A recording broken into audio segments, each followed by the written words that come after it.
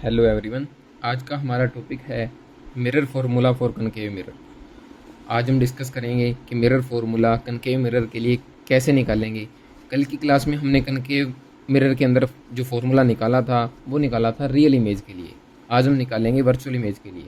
और virtual image के लिए हमने क्लास 10th के अंदर पढ़ा हुआ है क्या कि जब हम कनकेव मिरर के फ्रंट में रखते हैं किसको, ऑब्जेक्ट को, पोल और प्रिंसिपल फोकस के बीच में, तो जो इमेज बनती है वो बनती है वर्चुअल, इरेक्ट और मैग्नीफाइड। देखो, जैसे मान लो ये हमारा कौन सा मिरर है, जैसे मान लो ये हमारा कनकेव मिरर है। कनकेव मिरर है, कनकेव मिरर की जो रिफ्लेक्टिंग सरफेस होता है वो कहाँ होता है, वो टूवर्ड दी सेंटर होता है। ये हमारी प्रिंसिपल एक्सिस आ गई। इस पॉइंट को नाम हमने दे दिया एफ, फोकस इसको नाम हमने दे दिया सेंटर सी, और यहाँ से हमने ऑब्जेक्ट रख दिया पोल पी और फोकस दोनों के बीच में। अब पोल और फोकस के बीच में तुमने ऑब्जेक्ट रखा, इसका नाम हमने रख दिया ए बी। ठीक है। इसके बाद हमें पता है क्या कि जब जो रे पैरेलल आती है प्रिंसिपल एक्सिस के, जब कोई रे प्रिंसिपल एक्सिस के पैरेलल आती है तो वो स्ट्राइक करने के बाद मिरर से उसके फोकस में से होके गुजरती है। तो ये उसके फोकस में से होके गुजरेगी कुछ इस तरह से। ठीक है। फिर उसके बाद हमें पता है कि जो रे सेंटर ऑफ कर्वेचर सी से निकलेगी वो हमेशा कहाँ जाएगी, वो हमेशा उसी रास्ते से वापस रिफ्लेक्ट हो जाएगी। अब हमें दिख रहा है कि ये यहाँ तो कहीं टकराएंगी नहीं रेज। अगर हम इनको पीछे की तरफ एक्सटेंड कर दें इस टाइप से तो हमें लगेगा कि ये यहाँ कहीं जाके क्या करेंगी, मीट करेंगी, और यहाँ मीट करेंगी। इसको हमने नाम दे दिया इमेज का ए डैश और ये बी डैश। क्लियर है जी। इसके बाद अब देखो, ये ए बी हमारा ऑब्जेक्ट था, यहाँ से रे पैरेलल आई, फोकस में से होके गई वापस। एक सेंटर ऑफ कर्वेचर से आती है जो रे, वो जिस रास्ते से आती है उसी रास्ते से वापस। क्यों? क्योंकि सेंटर ऑफ कर्वेचर से जो रे इस स्फेरिकल सरफेस पे पड़ेगी वो उस पर नॉर्मल ही होती है। और नॉर्मल वाली रे हमने पढ़ा था कि जो रे नॉर्मल आती है वो उसी रास्ते को वापस रिट्रेस करके निकल जाती है। Okay.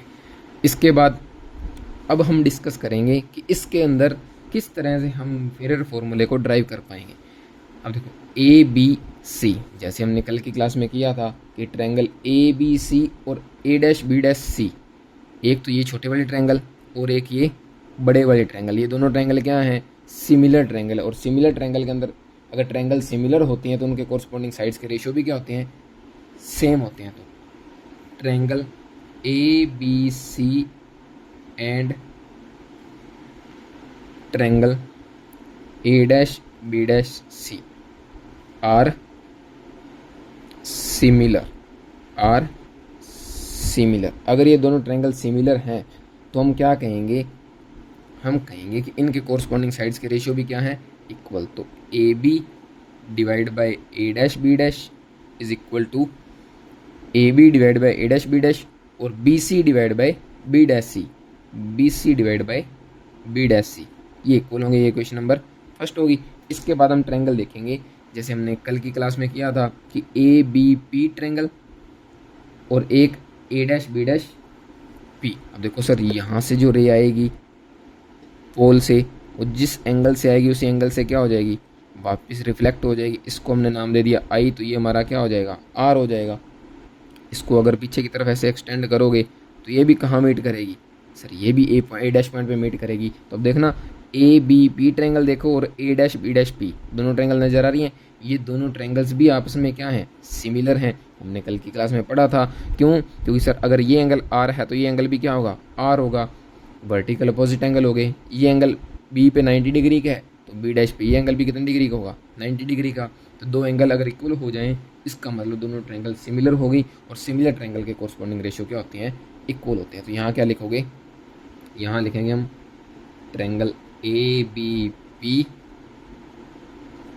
And triangle A dash B dash P are similar. और अगर ये दोनों ट्रायंगल सिमिलर हैं तो हम कहेंगे,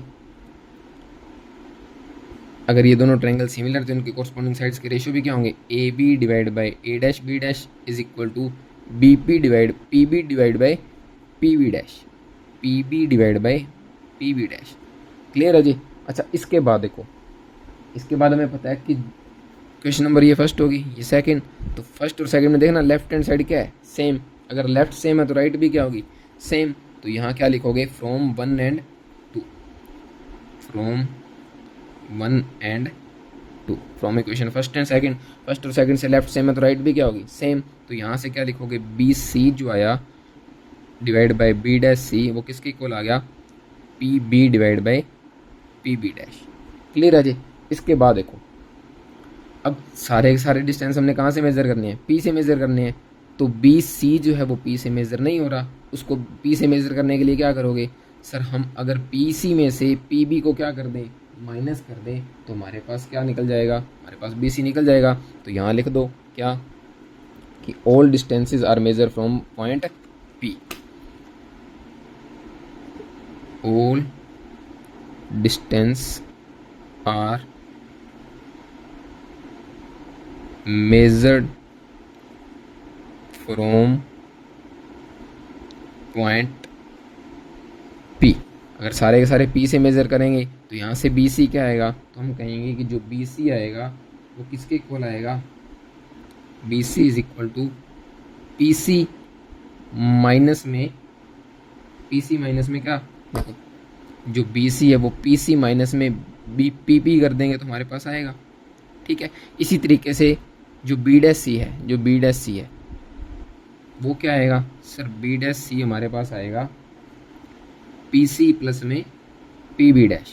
देखो जो बी डैश सी है वो हमारे पास बी डैश पी प्लस में पी सी प्लस में पी बी डैश आएगा। ठीक है राजी।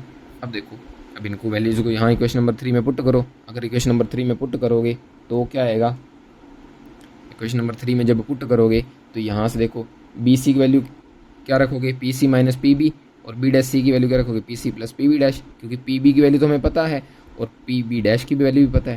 देखो यहाँ से जो पी बी है वो ऑब्जेक्ट का डिस्टेंस होगा और पी बी डैश किसका डिस्टेंस होगा, इमेज का डिस्टेंस होगा। तो इन दोनों डिस्टेंस के बारे में तो हमें पता है।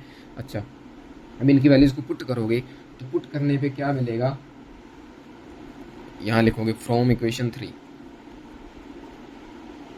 From equation 3।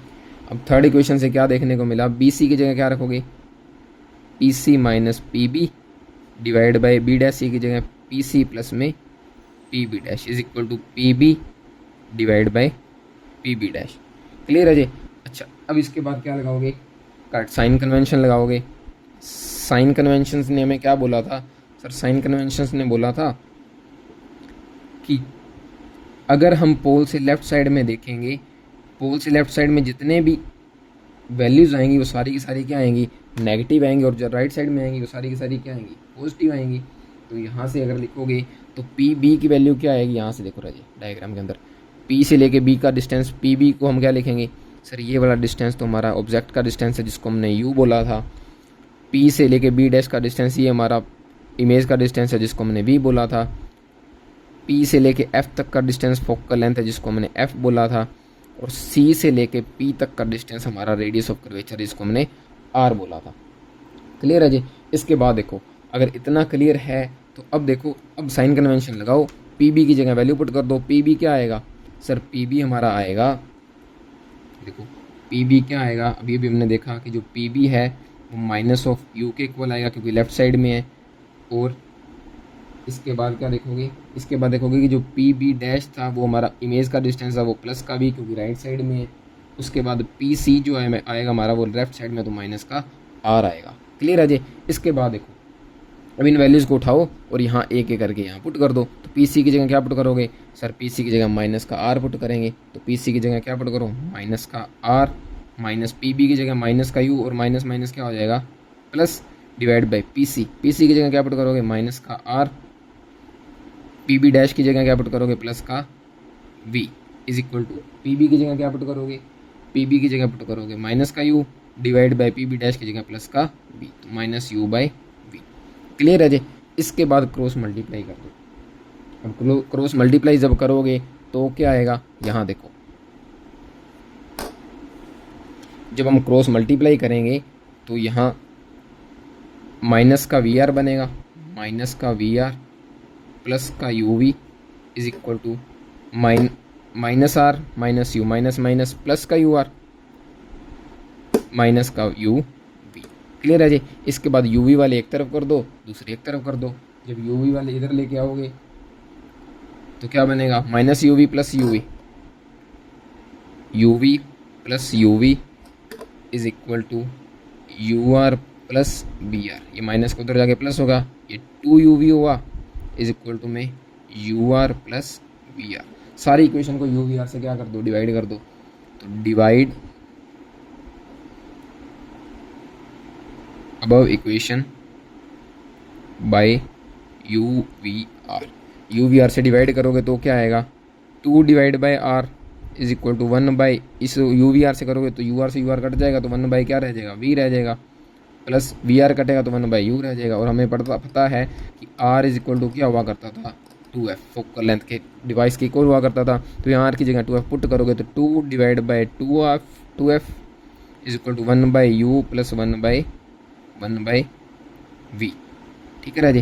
तो 1 बाई वी आएगा, तो यहाँ 2 से 2 कैंसिल, तो 1 by F is equal to क्या आ गया, 1 by U plus 1 by V. तो ये हमारा फॉर्मूला आ गया। फॉर्मूला किसके लिए, कनकेव मिरर के लिए। और जब हमारी इमेज कौन सी बनती है, वर्चुअल। तो देखो ये हमारी इमेज जो बनी थी वर्चुअल इमेज बनी थी, इरेक्ट बनी थी और मैग्नीफाइड बनी थी। मैग्नीफाइड का मतलब क्या हुआ कि यहाँ जो इसका इमेज का जो हाइट है या जो साइज़ है वो ग्रेटर है किससे, ऑब्जेक्ट के साइज से। इरेक्ट का मतलब बिल्कुल सीधी बनी है, वर्चुअल बनी है, क्योंकि ये जो रेज आ रही थी वो एक्चुअल में कट नहीं कर रही थी, उनको हमने मिरर के दूसरी तरफ एक्सटेंड किया, जिसके कारण वो क्या कर रही हैं, कट कर रही हैं, एक दूसरे को मीट कर रही हैं। क्लियर है जी। तो आज के लिए इतना ही, मिलते हैं नेक्स्ट टॉपिक के अंदर, तब तक के लिए बाय बाय।